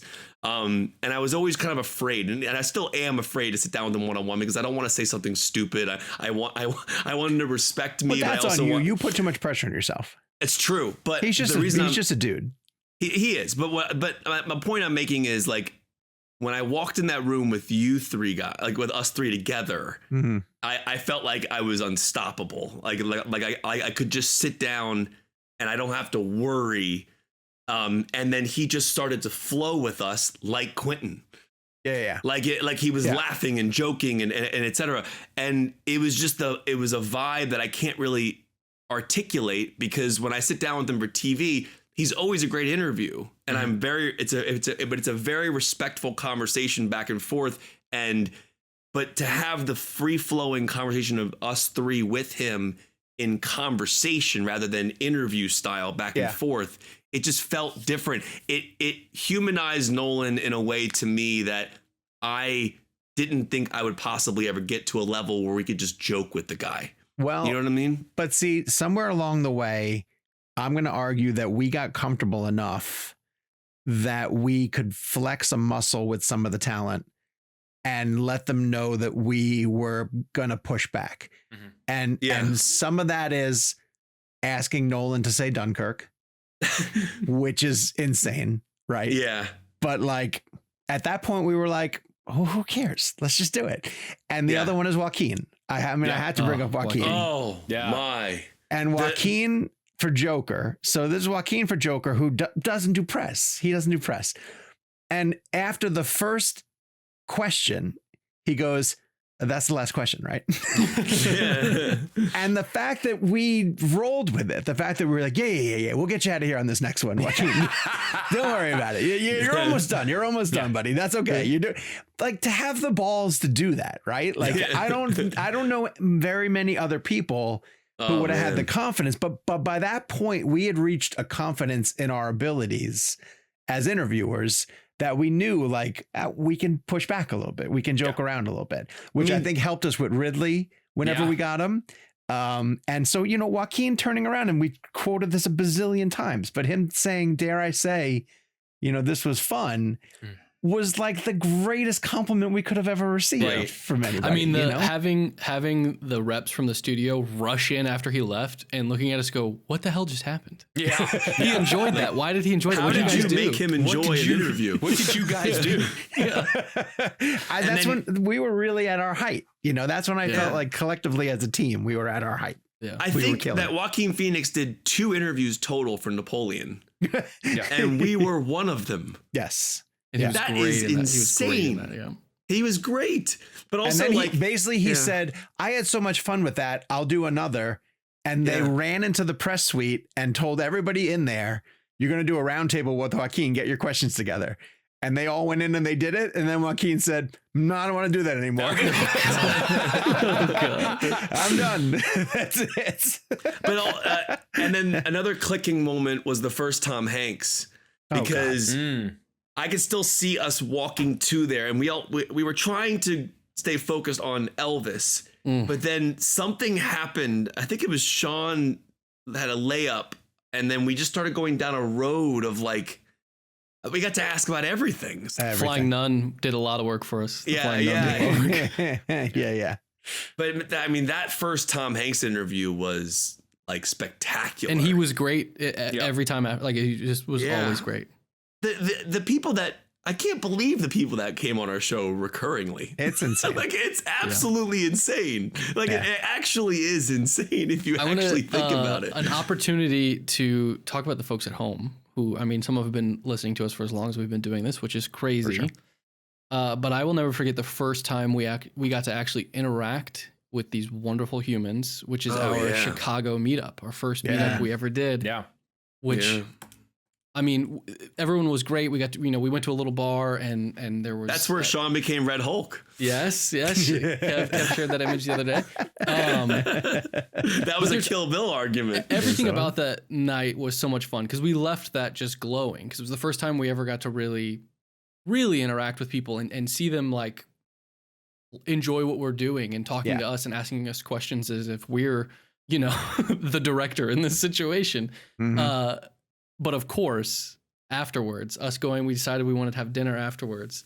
I'll never forget someone recognizing Sean through a window. Do you remember this, Sean? Oh, from the Game of Thrones videos. From the Game of Thrones. But Jake thought that this person was like talking shit to Sean or whatever. And he started getting defensive, like, what's going on? And then finally he was like, no, I know you from the Game of Thrones videos. That was surreal.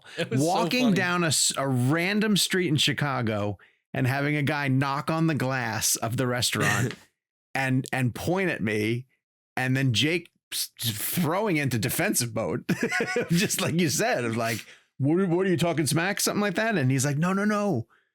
Game of Thrones. I watch your videos on Game of Thrones. So weird. Yeah, so weird. So random. The world being too small. But I was ready to throw down, dude. Jake, you got another one? Not to keep going back to this is a very random, specific thing that I don't know why stands out to me, and it's going back to one that we've already talked about. But inside Quentin's theater, he has a handful of caricature statues of some of his most iconic movie moments. They're very caricature versions of different. I think there was one of like Uma Thurman, and I think there was like right around that time I was starting to do the Bruce Willis book, and he has the wood carving of Bruce's boxer from Pulp Fiction too. And I'll never forget, I went to pee in the theater, in the bathroom in his theater, and he's got a statue. They're like bronze statues or something, and in his bathroom he's got a statue of John Travolta in Pulp Fiction, but it's a moment in Pulp Fiction that we never see. Mm-hmm. It's the moment where he's in the t-shirt and the shorts, and he's standing in front of a toilet. So it's in the moment in the diner in the third act where he excuses himself to go to the bathroom, and he's off camera for a little bit, and that's when the Pumpkin and Honey Bunny Sam Jackson moment happens. And then the next time we see John Travolta, he's holding a gun on them. Mm-hmm. Sometime in that moment, while John Travolta was in the bathroom, he could hear what was going on, right? Mm-hmm. But we never see that. but Quentin has a statue of Vincent Vega in the bathroom hearing something because his head is like turned and he's grabbing his gun and he's standing in front of the toilet. Yeah. And I always just thought that was the most like specific, like Quentin, in Quentin's bathroom, he has a bronze statue of a deleted scene from Pulp Fiction, and I don't know why, like that's and you know that now, and I know that now because I've seen it. I've seen the thing. Did I take a picture of it? Not willing to tell you. But I've seen that thing. Like, and that's like one of those small details that, like, imagine telling yourself one day that you're going to know that you're going to know that thing because you saw it, because you were peeing in Quentin's bathroom. Yeah. Also, I got to bring up, during the pandemic, you know, this show was such a lifeline to all of us that we got to stay in contact with each other and meet up once a week to do the show. But during the pandemic, one of my favorite moments of our was how hard we were laughing with Mike Flanagan. Oh, Flanagan! And we had him on for 2.5 hours for Dr. Sleep. God. And the Fake Up Tremblay story hit. Oh my God, that's legendary. I mean, I remember we were crying, like absolutely crying. And it was like, you know, the pandemic, obviously, you know, we didn't get to see each other. So it was just, it was having this show during that time was so important. Ben just Schwartz to get on and talk too? movies. Ben Schwartz was a great moment. Yeah. Oh my God. And so there was just, we lucked into a decision that we didn't officially sit around and make, but like going after filmmakers, I think set us apart from Josh Horowitz and his Happy Sad Confused, where he got a lot of actors. Right. Yeah. And again, it's not like we also didn't shout ever out, like, if you're gonna have a hole in your life with this show, listen to Josh. Josh's Happy Sad Confused is such a brilliant, and he is, you know, in a business where so many people look at anyone other than themselves as competition, Josh has been such a supporter and an advocate for our show. Always. You know, if it didn't matter whether we got someone that maybe he didn't get or whatever the case was. No one was, you know, I think in the industry, a bigger supporter of what we were doing, and potentially had the reason to maybe not like us, but never looked at that as competition. But instead, Josh Horowitz is very much a, you know, rising tides lift all boats kind of guy. And I think in this day and age, in this industry where I feel like so often we're pitted against each other, the fact that, you know, that was his attitude toward our show. If you're going to miss this show and you've never listened to Happy Sad Confused, I encourage you to give Josh a shot. Can't tell you how many times we just heard from him saying like, congratulations on getting so-and-so, or you guys crushed it with that. And so, absolutely. Always go over to his show and fill it in. I'll end on the last one, which is the live show we did in DC. That was truly fantastic. The Rise of Skywalker. Can we tell that story? No. That stays between us. It's worth saying that there are some things, you know, we've shared so much of our lives with all of you over the last 8 years. But one of the great things that I'm proud of, one, is that there is a text thread that will remain pinned at the top of my text. I don't like. So much of our friendship is not going to change. The only thing that's really going to change is that we're not going to virtually see each other every hour, you know, or every week once an hour.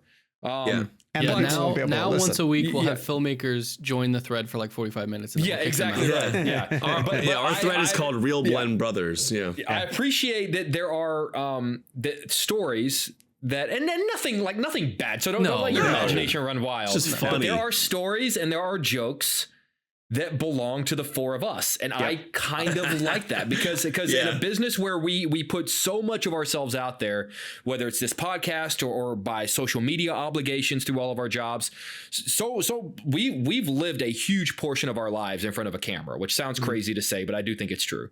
Yeah. So to have something that belongs to just the four of us, I think is really special, and I like protecting that. So like honestly, like the story that almost just got told right now, I like that it belongs to us. It's ours. You know, there is, you know, there are jokes that just belong to us. There are moments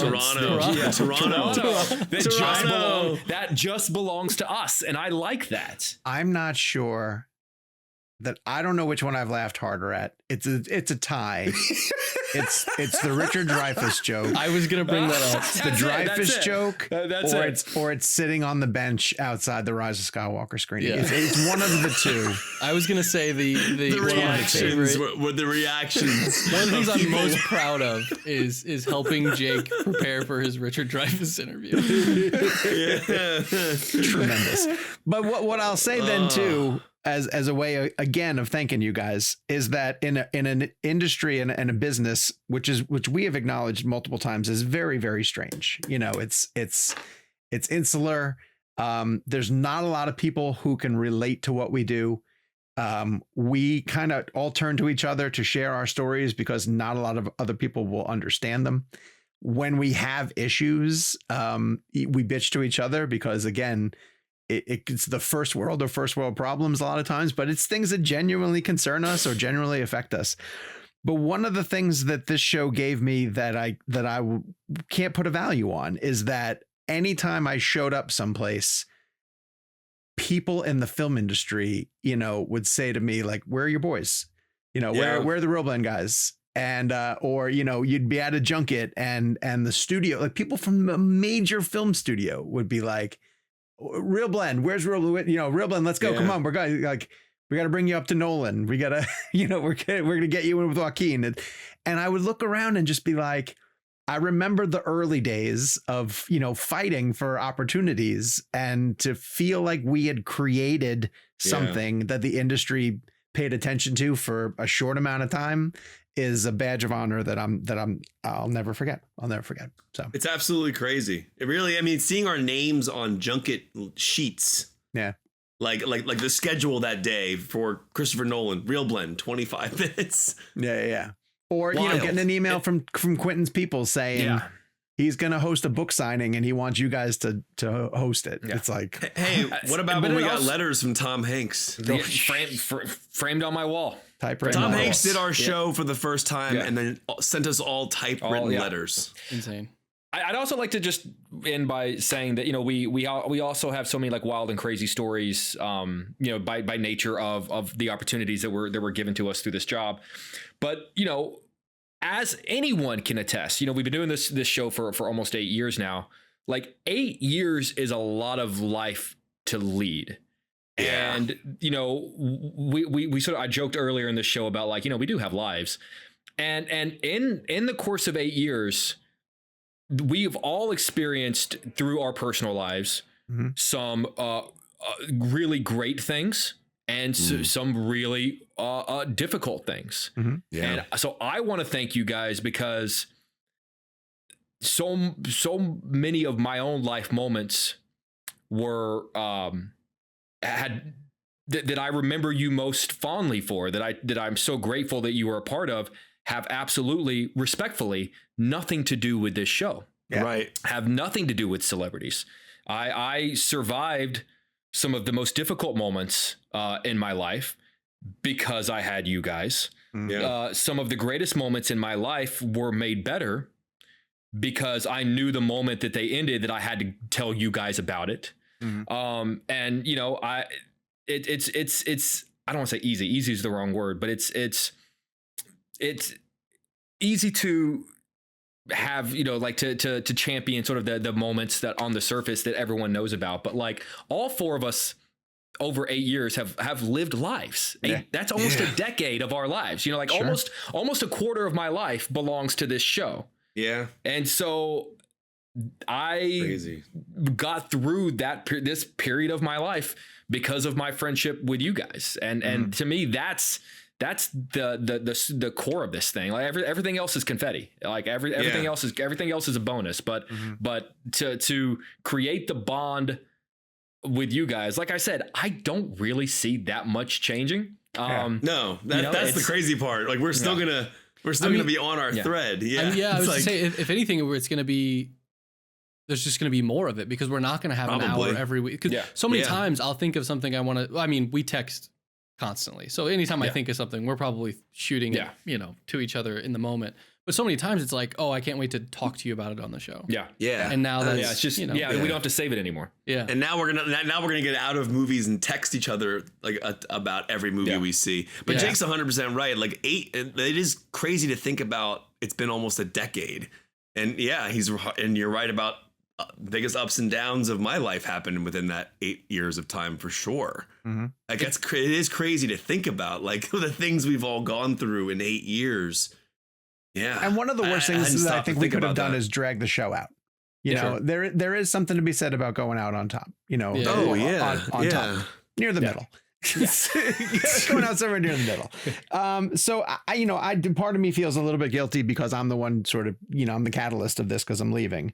No. But we had a great run. We had a terrific run. It was time. I think one thing we've talked about, I mean, we're not going to pull the curtain all the way back, but one thing we've talked about is how when this moment came up, and things are sort of naturally concluding how they are, we all felt bittersweet, but sweet. Like we felt like it was ending in a good place. We all love each other. We're all still like, there wasn't, there's no rift or anything, whatever might happen with a group of people that do something together for a decade.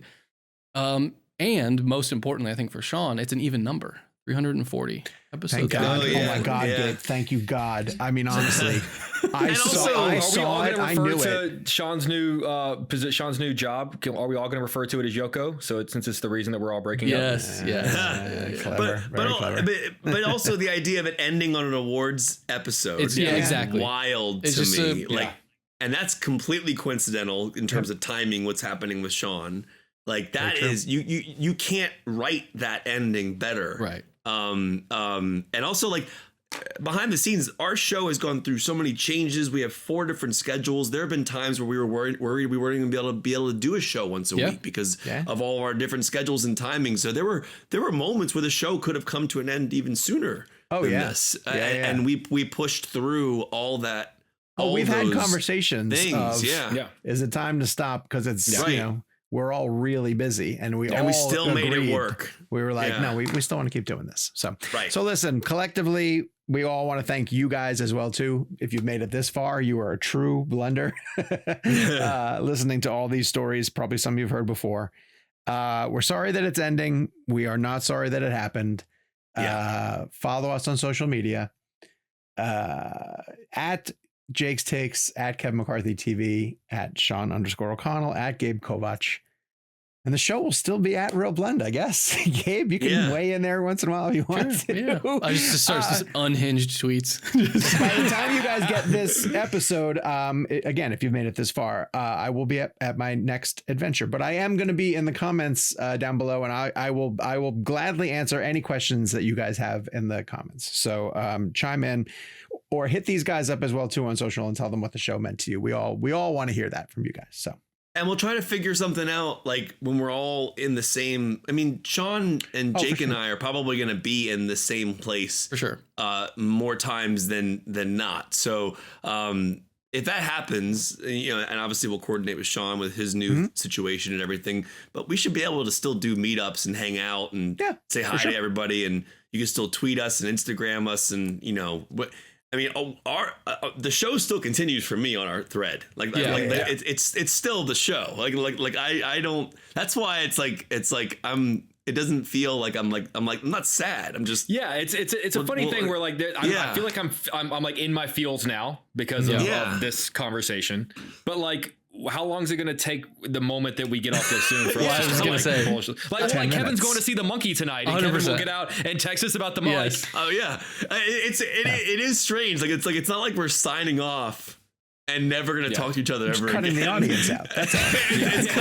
It's kind of weird. Not to like comparison, but like it kind of reminds me of like when you hear about like movie casts or like TV casts. It's like, oh, we all still talk, we all still hang out. Like the only difference is like you don't get to see us do it, but we all still. It's gonna kind of be this like whenever like people are gonna ask, I think about like us getting back together. It's gonna be like, well, we never really broke up. It's just that you guys just don't know what we're talking about anymore. Well, and another podcast to recommend is Smartless. Because if the poor man Smartless is going God away, knows they need the help. Well, if the poor man Smartless is rapping, then you can go over to the real Smartless. I'm curious how long it'll be until in the text thread we're like, man, don't we wish that we could do a podcast interview with this for this movie? Yeah, it's gonna be someone. Someone's gonna roll around. Yeah, it's gonna hit us. Yeah. I was gonna text you guys next Wednesday and say show day. Show day. Show day. You know what? Like next week they're gonna come around and be like, hey, Spielberg's doing press for Jaws. Jaws anniversary. Spielberg wants to do an hour with ReelBlend. Yeah, he asked for ReelBlend specifically. Yeah. We're getting the gang back together. Yeah. I'd fucking do it. What would we do? We would do it. We'd have to do it. We would have to. We'd have to do it. We'd have to find a way. Next Monday, we get an email, and he wants to. Spielberg, what'd you say? I just said we would do it on someone's YouTube channel. And we'd have to do it.